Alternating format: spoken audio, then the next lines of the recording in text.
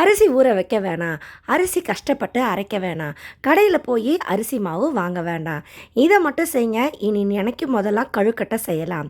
அது எப்படின்னு வீடியோவில் பார்க்கலாம். Hello friends, welcome back to Nallimani cooking. இன்றைக்கி நம்ம பார்க்க போகிறது விநாயகர் சதுர்த்தி ஸ்பெஷலாக கொழுக்கட்டை ரெசிபி தாங்க செய்ய போகிறோம். அதுவும் அடுப்பு பக்கம் போகாமலே பூர்ணம் செய்ய போகிறோம்.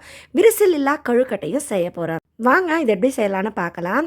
இப்போ நான் ஒரு சின்ன கிண்ணம் எடுத்திருக்கேன். அந்த கிண்ணம் ஃபுல்லாக ஒரு 50 கிராம் அளவுக்கு ஜவ்வரிசி எடுத்திருக்கேன். மாவு ஜவ்வரிசி தாங்க எடுத்திருக்கேன். இப்போ அடுப்பில் ஒரு கடாய் வச்சுருக்கேன். இந்த வெறும் கடாயில் எடுத்து வச்சுருக்கேன்.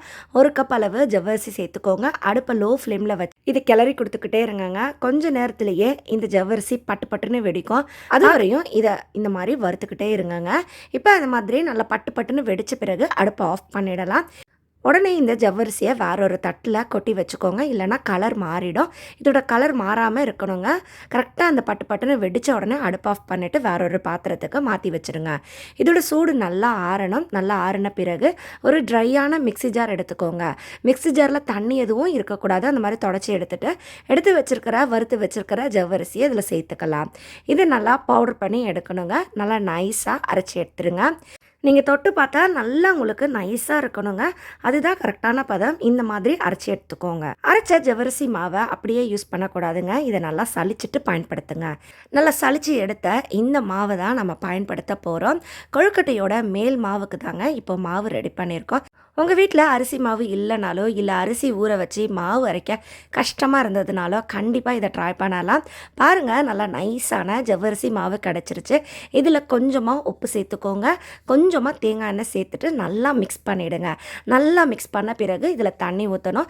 தண்ணி நல்லா தளன்னு கொதிக்கணுங்க. வழக்கமாக அரிசி மாவுக்கு சேர்க்குறத விட தண்ணி எக்ஸ்ட்ரா தேவைப்படும். அதனால எக்ஸ்ட்ரா தண்ணி நல்லா கொதிக்க வச்சு எடுத்துகிட்டு கொஞ்சமாக மிக்ஸ் பண்ணிகிட்டே இருங்க.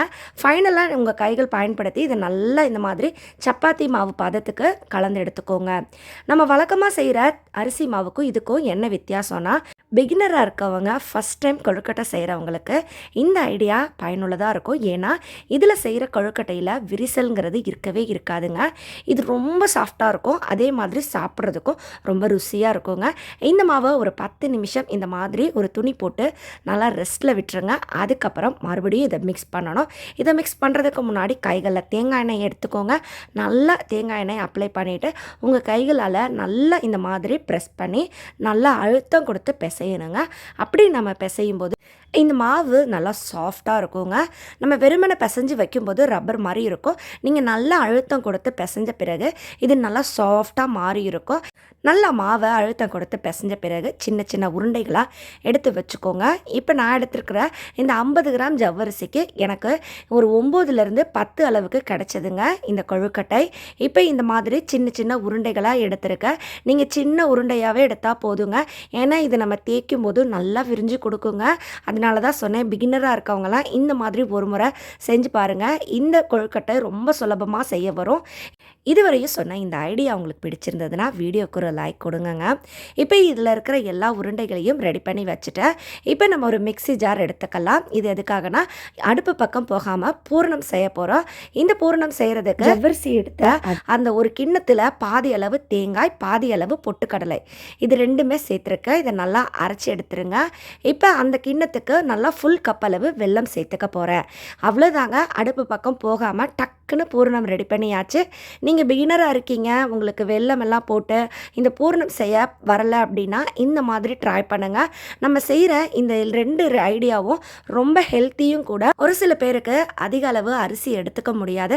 அப்படிப்பட்டவங்க இந்த ஜவ்வரிசி கொழுக்கட்டையாக ட்ரை பண்ணலாம்.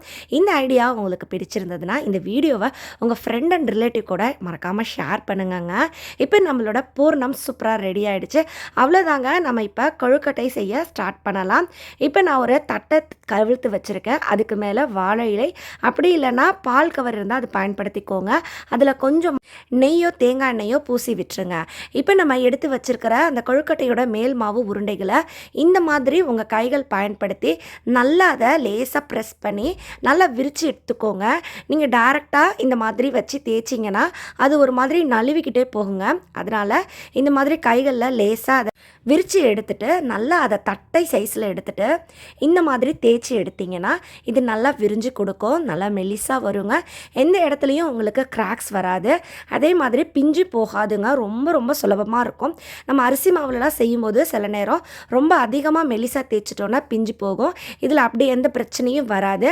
இந்த மாதிரி ஒரு ஸ்டேஜுக்கு மேலே நீங்கள் கைகள் பயன்படுத்தி கூட இதை நல்லா விரித்து விட்டுக்கலாம். நல்லா மெல்லிசாக தேய்ச்சிட்டு நடுவில் பூரணத்தை ஃபில் பண்ணிக்கோங்க. வாழை இலை யூஸ் பண்ணியிருக்கிறதுனால மாவை வெளியில் எடுக்கணும்னு அவசியம் இல்லை. இலையோட 2 சைடையும் இந்த மாதிரி மடிச்சுக்கோங்க. இப்போ பார்த்தா உங்களுக்கு தெரியும் கொழுக்கட்டை நல்லா இந்த மாதிரி கவர் ஆயிடுச்சு. இப்போ அந்த ஓர பகுதிகளை நல்லா ஒட்டி விடணும். இது லேசாக தண்ணி தொட்டுட்டு இந்த மாதிரி ஒட்டி விட்டிங்கன்னா அதோட 2 ஓரங்களும் ஒட்டி பிடிச்சிக்கும். தேவைப்பட்டால் இந்த மாதிரி ஃபோர்க் ஸ்பூன் பயன்படுத்தி ஓர பகுதிகளில் டிசைன் போல் இது போல் செய்யலாங்க. இது ஆப்ஷனல் தான், வேண்டாம்னா ஸ்கிப் பண்ணிக்கலாம். இது மாதிரி செய்யும்போது கொழுக்கட்டை பார்க்க கொஞ்சம் அழகாக இருக்கும். இந்த மாதிரி கூட நீங்கள் விநாயகர் சதுர்த்திக்கு கொழுக்கட்டை ட்ரை பண்ணலாம். எப்பயும் அரிசி மாவுலே செய்யாமல் வித்தியாசமாக இதை ஒரு முறை ட்ரை பண்ணுங்கள். நான் இதை பூஜை நாட்களில் செய்யணும்னு சொல்லலை, உங்களுக்கு எப்போ ஃப்ரீயாக இருக்கீங்களோ அப்போ கூட செய்யலாம். இதை நீங்கள் வேக வைக்கும்போது ஒன்றோடு ஒன்று ஒட்டாத மாதிரி வைங்க, இல்லைனா வெந்த பிறகு ஒன்றோடு ஒன்று ஒட்டி பிடிச்சிக்கும். இது ஒரு 3லேருந்து 4 நிமிஷம் இட்லி பாத்திரத்தில் அப்படி இல்லைனா ஸ்டீமர் பாத்திரத்தில் வேக வச்சு எடுத்துக்கோங்க. அவ்வளோதாங்க, நம்மளோட கண்ணாடி கொழுக்கட்டை ரெடி. விநாயகர் சதுர்த்தி வர வெயிட் பண்ணணும்னு அவசியம் இல்லைங்க. இந்த மாதிரி கொழுக்கட்டை ஒரு 10 நிமிஷத்தில் செஞ்சு சாப்பிட்லாம். ட்ரை பண்ணி பாருங்கள். வீடியோ பிடிச்சா லைக் பண்ணுங்கள், நிறைய பேர் கூட ஷேர் பண்ணுங்கள். நம்ம சேனலையும் சப்ஸ்கிரைப் பண்ணிக்கோங்க. நான் மறுபடியும் உங்களை அடுத்த ஒரு சூப்பரான வீடியோவில் சந்திக்கிறேன். அது வரைக்கும் பாய் ஃப்ரெண்ட்ஸ். தேங்க்ஸ் ஃபார் வாட்சிங்.